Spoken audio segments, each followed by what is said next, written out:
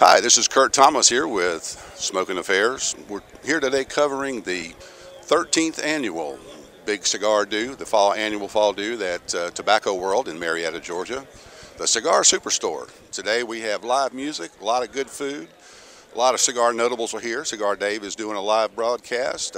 Just had a few words with Nestor Miranda here a few minutes ago. There's a couple other folks here, Jonathan Drew. We're going to try and get around and talk to these folks today. If you didn't make it to this event, this will be your vicarious thrill. Sit back and enjoy. Thank you. Throughout the day, we'll be talking with many of the manufacturers of the premium cigars we all love to enjoy. I'll be asking them several questions that we hope you find informative.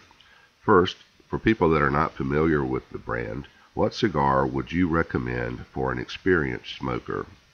And then, what would be your recommendation for a novice smoker? Next, we asked them to offer their opinions on what they see as emerging trends for our industry over the next 3 to 5 years. And lastly, if you were hosting a party, what cigar from your product line would be the best all-around choice to satisfy the palates of both the novice and experienced smoker? So sit back and enjoy. Their answers are coming up next. EO brands, we've been around now for a while, for about 9 years. We make the 601, Cubao, Murcielago, and just recently, last year, we partnered up with Rocky, so now we work through his distribution channels. The 601 actually comprises different blends. You got a 601 white, blue, red, and green. The white is it's all Connecticut, very mild smoke.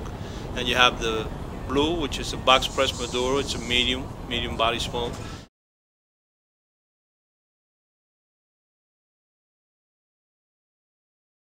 The red, which is full. Green is a little more fuller with an oscuro wrapper, and then you have La Bomba, which is it's an extreme smoke, so very full body smoke. La Bomba is actually the most recent. That's the most recent introduction we have. The industry is going through crazy changes. You know, what's in today might not be in tomorrow, but not necessarily because it's a bad smoke or. Unfortunately, this generation now, the kids that grow up now, this generation in itself is just, they go through things like they're used to fast. Everything's fast nowadays. The internet is fast, information is fast, information is readily available. So brands is the same thing. Well, we don't even shop for brands no more. It's all about going to Best Buy and getting the best price, going to Walmart getting the best price. It's the same thing with cigars. It's like, you know, it's very hard for manufacturers, even for retailers, because you know, we launch a brands, they become really hot. Like La Bomba is a killer right now. It's everything we get in, we chip out. But who knows, 3 months you can't even do long term because brands go by so quick that it's, you know, people are in and out of cigars. Like it's driving us crazy, you know. The natural will be mild. So somebody that tells you I'm not a smoker, you know, don't waste a full body smoke. You get them a 601 natural, which is a white label, very mild. For the more experienced, somebody who wants like a more full, robust cigar, you give them like a green label. Green label, it's a nice. And somebody in the medium, a blue label. It's just nice, very nice medium body smoke.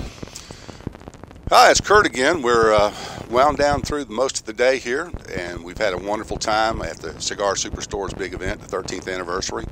And it was just a wonderful time. A lot of important cigar notables were here. We did some interviews with some of those people, and you'll be able to see those.